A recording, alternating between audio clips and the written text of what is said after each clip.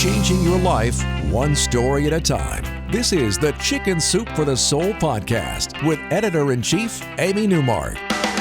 Hey, it's Amy Newmark with your Chicken Soup for the Soul. And I would imagine that if you've been watching the news, you might be looking for some comic relief. Well, if laughter is the best medicine, then we have your prescription in the form of our latest humor book. I know that some people think that Chicken Soup for the Soul is all about self-help or heartwarming stories, but this is the 8th humor book that we've published since I became publisher in 2008. It's filled with really funny stories from 100 different writers, and many of them make fun of themselves and they share their most embarrassing moments. We've got such funny stories about domestic disasters, wedding snafus, technology traumas, wardrobe malfunctions, words that came out wrong, mistaken identity, and all the other ways in which we find humor in our daily lives. And then, of course, there are those funny moments that happen in a marriage, which we call marital mishaps. And I'm going to share a couple with you today, starting with this really self-deprecating story from Marilyn Frey called So You Think You Can Dance. Now, neither Marilyn nor her husband Don could dance. Well, at least he couldn't.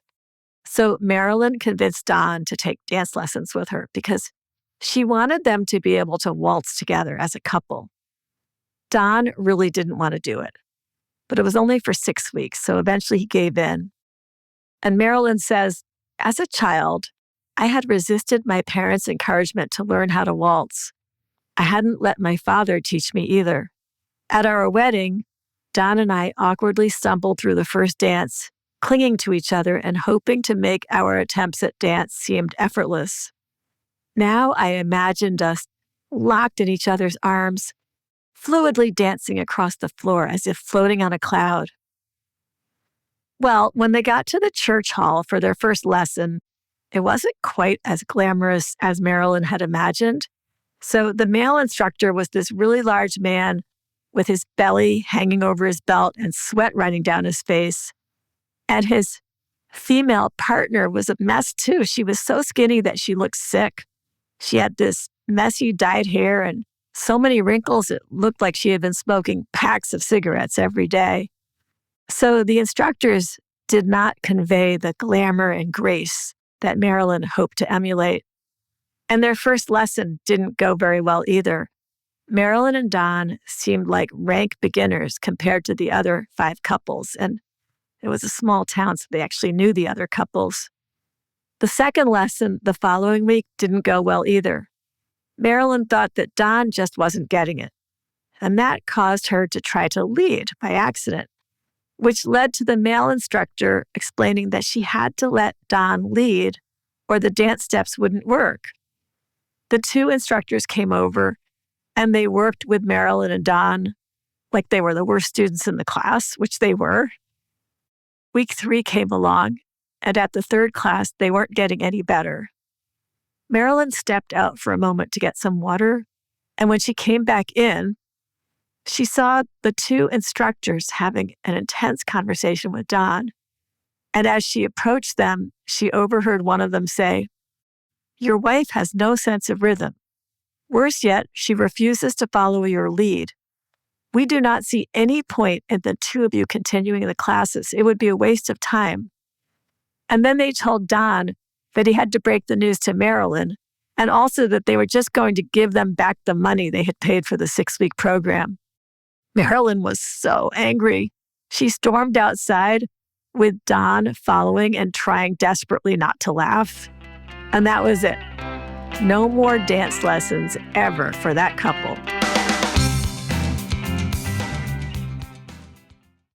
I'm sure that Don has had many a laugh telling everyone the story of how his wife was kicked out of ballroom dancing class. And our second story today is one that turns the tables because this time it's a story about a major embarrassing mistake that was made by the husband. So Susan Schur tells us that she and her husband Larry like to go on motorcycle rides together. And one hot summer day, they rode from the Chicagoland area to Wisconsin. And usually they talked while they rode, but this day they had misplaced their communication device. Well, anyway, they ran into a friend when they got to Wisconsin and they had lunch with her. And then it was time to ride back home. So Larry helped Susan put on her new helmet, which was hard to get on. And then she tapped him on the shoulder from behind and told him that she was going around the other side of the motorcycle to get on, because it was easier for her to get on from the other side. But remember, they didn't have their communication device, so Larry didn't actually hear what she said.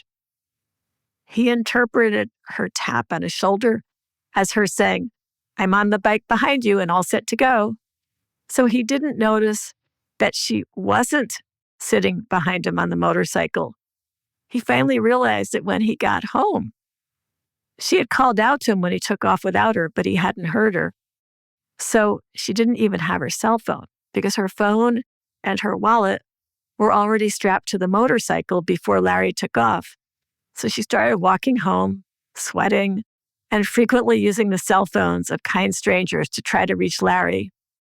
When he finally got home an hour later, he was very embarrassed. He picked up all her messages. He got in his truck and he drove the hour back to Wisconsin to pick her up.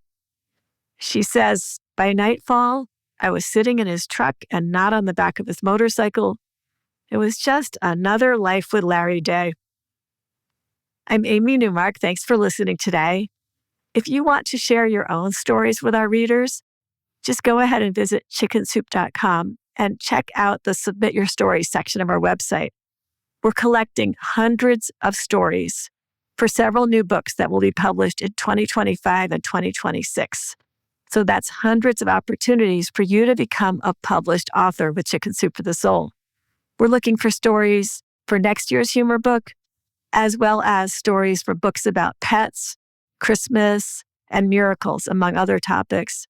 Also, I want to mention that if you want to receive a free Chicken Soup for the Soul story every day in your email, you can sign up for our newsletters on our website. We have a daily one, we have a weekly one, and we also have weekly newsletters about specific topics like pets, raising children, going through cancer, faith and spirituality.